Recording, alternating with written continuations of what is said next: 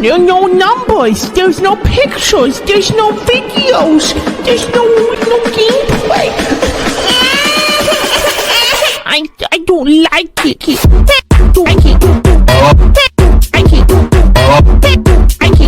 Yo, good morning, good afternoon, good evening. Hope you guys are doing well. Hope everyone's having a good day so far. Today, Freemers, we are getting into some more lore. Today's going to be a bit of a long one. This is the first, I guess, story that Palia has fully written. Like, this is a full-on book, basically. It's not super long. It's a 14-page book that I actually found in a quest line. Basically, you do Gina's third friendship quest, you unlock access to this ancient library. There is tons of lore in it, and we are going to be covering that today. But before we get into it, we need to go over what we're covering. This is called the Kitsuu and the Moon. Now, this whole story, I don't know if it's like just a fairy tale book or if it's based off of something that happened in Palia's lore. But one thing I do want to go over real quick with you guys is this guy. So this is what a Kitsuu looks like. This is from the Fire Temple in Palia. Now, if you don't remember the Kitsuu and the whole Fire Temple thing, basically, we go to this place and we are basically looking for this creature. That's the whole point of it. I mean, it feels like, but what's cool is the Kitsuu, I believe, is alive, because we do see it in the Fire Temple. So it's not dead. I believe there's only one left. Now, what sucks about the Silver Wings is I believe they are all dead, unless the eggs are a sign of them coming back to life. But again, we don't know. So there's a lot there to unpack, but the fact that the Kitsuu is a part of the story is interesting. We get to learn more about the Kitsuu maybe in this story, but I digress. Let's go ahead and hop into this. Just get on into it. Give me 1 second. All right. So, we're going to begin reading this. Hope you guys are in for a long read. This is 14 pages. It's called The Kitsuu and the Moon. I'm very excited to read this because there's only like so much lore in Palia to read, and the fact that we get a whole frickin' book about one of the creatures of Palia is pretty bonkers, to say the least. So let's dive all the way in. Let's go. Let's do it up. So, the Kitsuu and the Moon. Once upon a time, when only Grand Ignis hung in the sky, there lived, deep in a quiet forest, a small Kitsuu. Like all Kitsuus, she loved shiny things, and so one midsummer evening, as she tracked a shimmer fly in the air with her eyes, her gaze lifted up to the skies, where she caught sight of the moon. So this seems like a fairy tale, because I don't know what Ignis is. It's kind of, and I don't know what a shimmer fly is, so there's a lot of, like, words that have not been mentioned in Palia, so this could be just a fairy tale, but if it is, so be it. "Oh my, how bright and how beautiful!" she exclaimed to no one in particular. Her eyes sparkled in the moonlight as she contemplated how to collect a piece of Ignis for herself. She scampered through the forest until she found the tallest tree, scrabbling past startled Mugini as she climbed and climbed and climbed. So one thing that's mentioned here, I mean, this is like, I don't know how new this lore is, but Mugini, I think, believe is the Mujin. And the Mujin are the newest little creatures in Palia that, unfortunately, I had to break an arc to kill. But we don't talk about that. Okay, we don't talk about it. Don't worry about it. Don't worry. It didn't happen. So, basically, the Kitsuu scared the Mugini. I don't know why they called it Mugini. Probably because that was like a working name, and they shortened it to Mujin. This quest was probably implemented before the Mujin got added. So, the quest or the lore or whatever. But interesting. Okay. So the Kitsuu is trying to find a piece of Ignis. I don't know what Ignis is. Like, I'm pretty sure it's not a gem. It could be an ore. It's really hard to tell, but let's keep going. As she reached the top, she saw that the forest she had, wait. Oh, as she reached the top, she saw that the forest she had thought her spacious home was just a small patch of trees in a much larger landscape. As she looked up hopefully at the moon with her ears perked up, she realized it seemed just as far as it had when she had been on the ground. The tips of her ears drooped, just a little, but as she dropped her gaze from the sky, she saw a cliff off in the distance, taller than the tree on which she perched. So she can't get the Ignis because it's all the way up in the sky, in the moon or whatever. And interesting.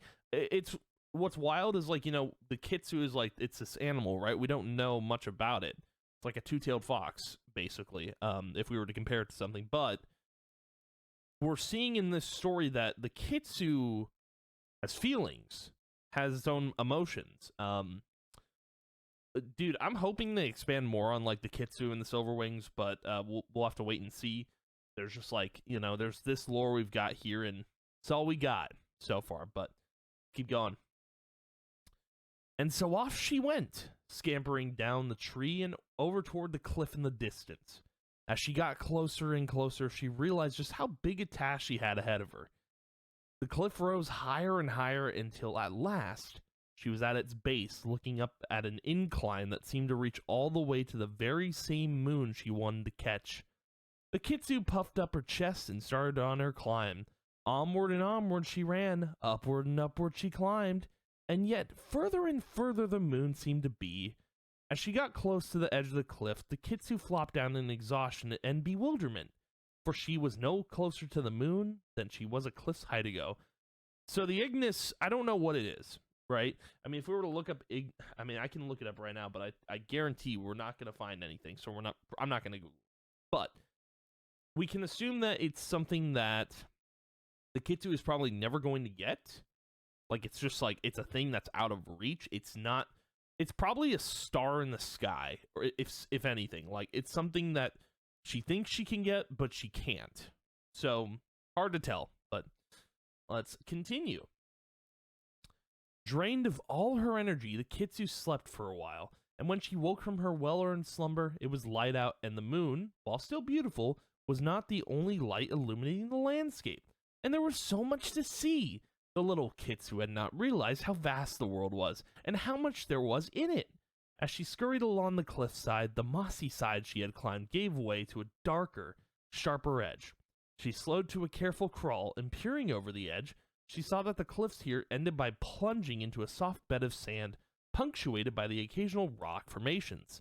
Every so often, one of the formations burst forth with a geyser, shooting into the sky, and as she watched one erupt, she realized that she was looking up at the top of it. Gasping in delight, she took a deep breath, puffing out her chest once more, and waited for the geyser to drop below her. Before she could change her mind, she gathered up all of her tiny courage and flung herself over the edge as the geyser erupted once again. So, based on the fact that the Kitsuu had seen a Mujin, and we're now talking about the geysers, the Kitsuu's in Bahari Bay, but that's where the temple takes place anyway. In fact, all the temples take place in Bahari Bay, I believe. But, yeah, the Kitsuu's in Bahari Bay, so I'm trying to figure out what the Ignis is, because it's not clear yet. But she's still trying to... I don't know if she's still looking for the Ignis, but, it's cool to know that this takes place in Bahari Bay. Just from, like, the text, you can tell where it takes place, because there's no geysers in Kalima Village. There's no Mujin in Kalima Village, as far as I know. But yeah, interesting. Let's keep going. As the Kitsuu was launched into the air, she had a moment of vertigo as she flipped and flipped head over tail, tail over head, with a splash of sideways. Almost overwhelmed by the dizziness, she channeled her inner silver wing and spread her limbs taut so her thick fur could stretch out and catch the air, letting her gently hover above the peak of the geyser. Up and down and up again she bobbed, as she looked around in a bubbling excitement that quickly fizzled as the novelty wore off. She was high, higher than she'd ever been before, but the moon looked no closer than it had on the cliff or in the tree. She was closer to an expansive body of water she had never seen before and the moon she had been admiring this whole time. The ocean glistened all over as it undulated. Wow, that's a word. Undulated in the wind. So vast she couldn't see it in its entirety. And while she had to admit that it was beautiful, her heart was still set on the moon and still seemed impossibly far. So, is Ignis the moon? Like, it is. I mean, I wouldn't. Ignis to me, like when you think of Igni or Ignis, it's like that's fire, right? If that's, but that doesn't make any sense. Like, why was there fire in the sky? Was there fire nearby? Like maybe that's why. I don't know. It's weird. So the Kitsuu and the moon. So it seems like maybe the Kitsuu is trying to get to the moon. That's interesting. I mean, obviously that's never going to happen, because if that's what the Kitsuu is aspiring to do here, that's a crazy task, and you would need a silver wing, basically. But even mentioned here, like, she channeled her inner silver wing, so wow, okay, this story could be like, I mean, this could be a fairy tale, but this could also be a true story. Like, this could be lore for Palia. It might as well be. Like, this Kitsuu could have actually been doing all of this. But we're reading this from the perspective of the Kitsuu. Like, we're living in the life of a Kitsuu right now, just reading this. But anyway, let's keep going. In fact, it was hard to keep her beloved moon in sight as she bobbed up and down, up and down. She couldn't stay up here forever. As relaxing as it was, she was still stretched taut.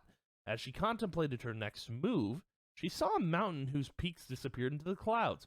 Surely that was where she would be able to meet the moon.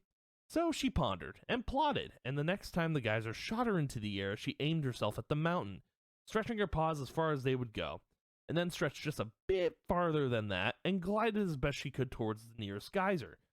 And so she made her way, geyser to geyser, shooting up, sailing through the air, bit by bit, towards the mountain off in the distance. Eventually, she found herself landing amongst the trees growing from the base of the mountain.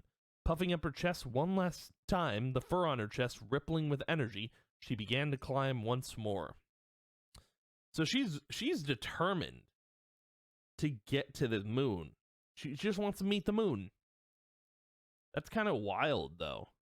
Like, she's trying so hard to, but why? Like, it's I mean, it seems like she just, she sees this shiny thing in the sky, you're curious, like, you want to meet it.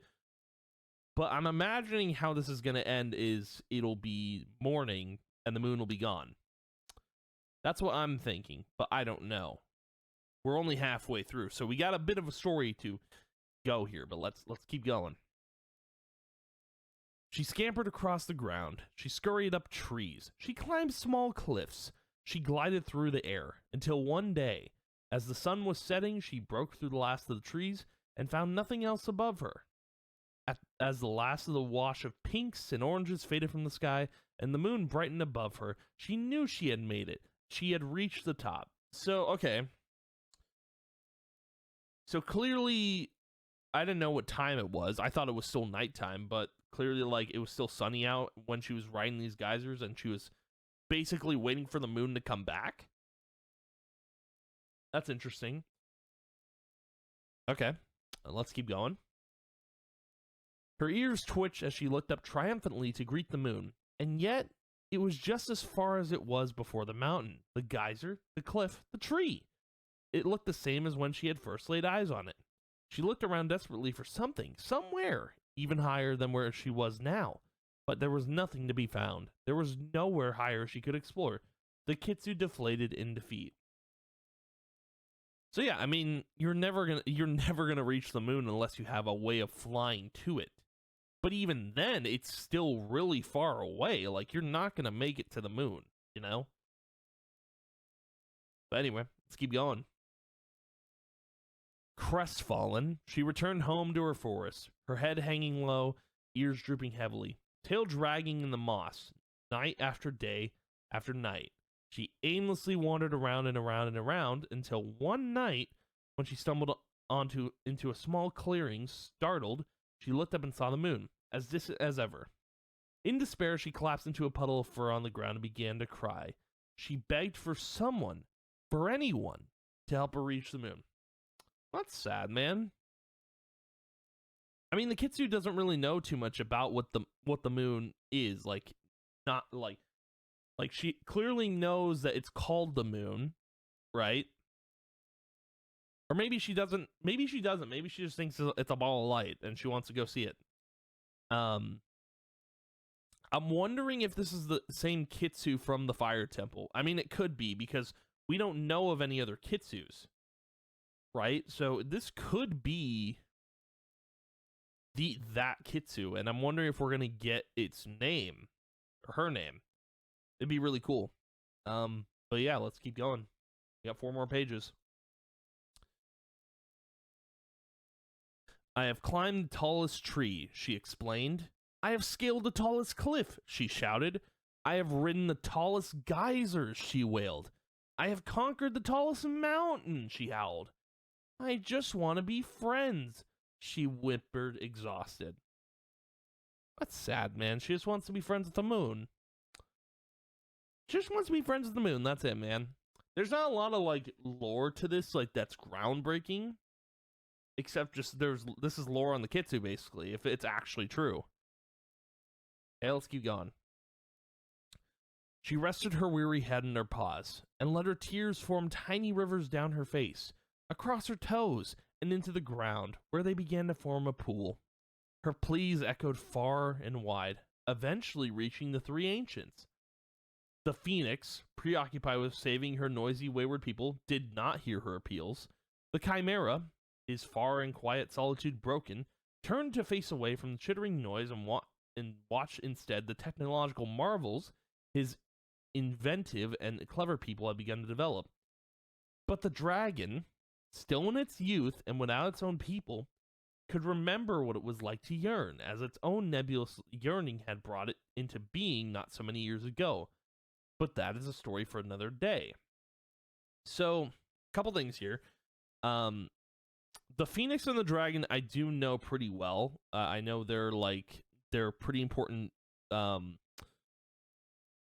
beings in terms of the Maji market, which is they're like representations of like I guess what people worshipped. So I'm assuming the chimera is something we haven't heard of or seen yet. So, but it seems like the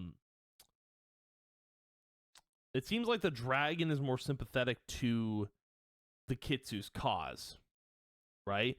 The chimera is very selfish, but the phoenix is already busy with like saving people. So that interesting. So the 3 ancients. So this is very important lore, I think, because I think this is true. So these 3, I would keep an eye on the 3 ancients because there's a chance they could be relevant in the story going down the line, but we'll have to wait and see. But yeah, because the dragon's been mentioned a lot. And I mean, Kenyatta even says, "Oh my dragon," like it's a very popular phrase. Interesting. All right, let's keep going. And so, the dragon took pity on the poor Kitsuu, gathering the dust of the stars and shaping a small, humble moon in its claws, carefully balancing it in the sky above the pool that had formed from her tears. And as the pool grew large enough that the Kitsu's paws were dipped in it, her tears began to tinkle as they fell directly into the water. Startled by the sound, the Kitsuu looked up, and lo and behold, she saw the reflection of Luna shining back at her. "Why, hello!" she exclaimed happily, circling the edge of her pool around and around, while the moon stayed centered and full, beaming back at her in delight. So the dragon was really nice, and he basically put a reflection of the moon in her tears, and that way she could see the moon. I think that's really sweet. Dude, the dragon's probably like, Palia's like, I'm assuming, because it doesn't say, like, if you go back, like, if you go here, it doesn't say, like the phoenix, preoccupied, singer, noisy, wayward people. So the phoenix is probably, I'm imagining that the phoenix, noisy, wayward people. So I think these 3 ancients all had their respective like places where they would watch over. So like the Chimera probably watched over the capital, because it seems like technological marvels is meant to be clever people have begun to develop. I think that's the capital. I don't know what the dragon, where the dragon like resides, or where it's keeping watch over. Probably over Bahari Bay, but also I think the Phoenix is keeping a watch over Kalima, preoccupied with saving her noisy, wayward people. So I don't know. It's hard to tell, but anyway, let's keep going. Last page. The dragon spoke then, its voice a deep rumble that she could feel throughout all of her fur and whiskers. Your new companion, it explained, will wander, just as you have wandered, but will always return, just as you have returned. You are no longer alone. And as it watched the Kitsuu settle down to a happy, peaceful slumber lit by the 2 moons, it began to contemplate its own loneliness. But alas, that is yet another story for yet another day. That was a good story, man. I think, like, we didn't get to know the name of the Kitsuu, but the fact that, like, the dragon and the Kitsuu have, like, this relationship now is super cool. But it seems like we're going to get some info on the dragon at some point, and I don't know when that's going to be. I'm hoping soon, because the lore in Palia is just super cool, man. It's super neat. Can't wait to see what Singularity 6 does with that story. I think it's cool. I think the lore writers are doing a good job. Yeah, that's going to be the video for today. But thank you guys for watching. If you did, I appreciate it a ton, and I will see you guys in the next video. Yeah, bye.